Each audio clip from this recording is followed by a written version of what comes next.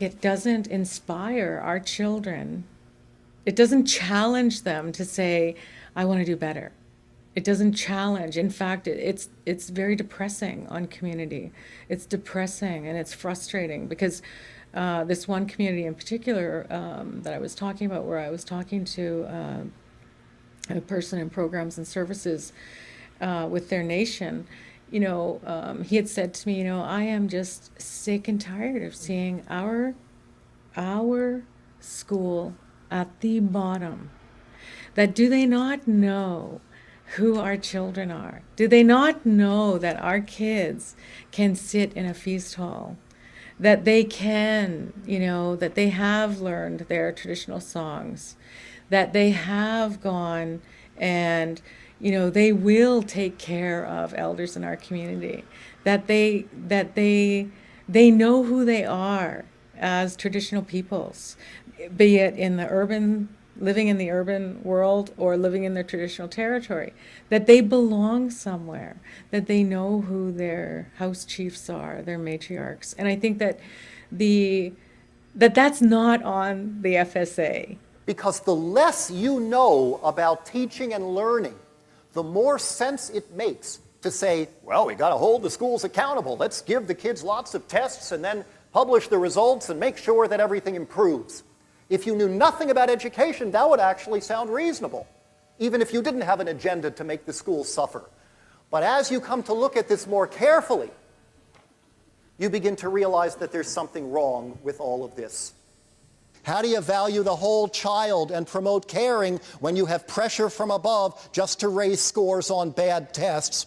If testing was deployed to find schools or children in need, then we would be seeing the progressive increase in funding and resourcing for those schools. I think with all how complicated life has gotten today, we're all dying for these simple answers, and that's why we have things like, the Fortune 500, the top 40 under 40, the best dressed list, the sexiest man alive. So, why not a simple ranking of schools that gives you, the top 10 or whatever? I think you can do that, but you've got to put the little caveat, the little warning label that says, for entertainment value only, because you can't take that any more seriously than you can, the best dressed list or, and I'm sure, any other of these lists.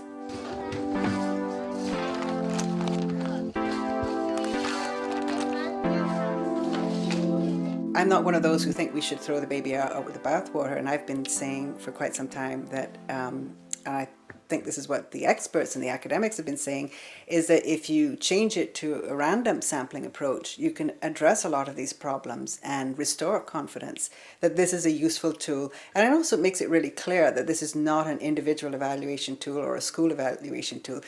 It's a system evaluation tool. That's all it can tell you. Don't try to read more into the data. So I've strongly supported, and I'm really, really pleased to see that the BCTF is now supporting the idea of changing this to a random sample. We think that there are some uses to the FSA test. The standardized testing does have some value and a place. It's a good measure of how well we're doing, generally speaking, across the province.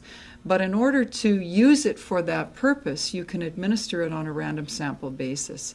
I tell the teachers I teach in the master's program, it's not delivering curriculum. It's not filling out all the government forms.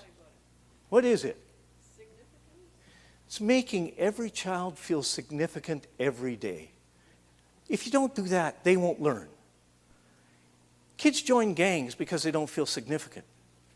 Kids don't learn because they don't feel significant.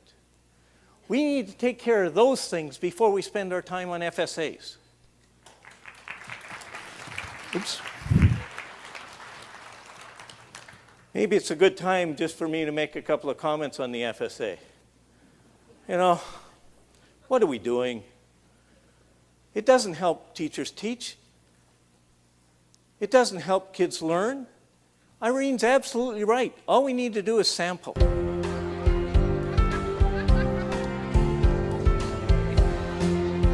We know that the last three ministers of education, including the current one, Shirley Bond, Tom Christensen, and Christy Clark, all spoke out against the abuse of standardized testing, the FSAs, and ranking schools, and yet nobody has taken the actions that are needed to stop it, which of course could be done.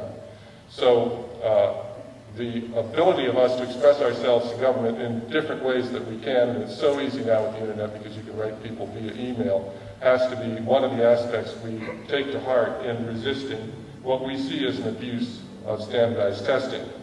We invite parents to work with us to talk about ways that we can assess schools, in particular to talk about ways that we can involve parents and the community in that assessment.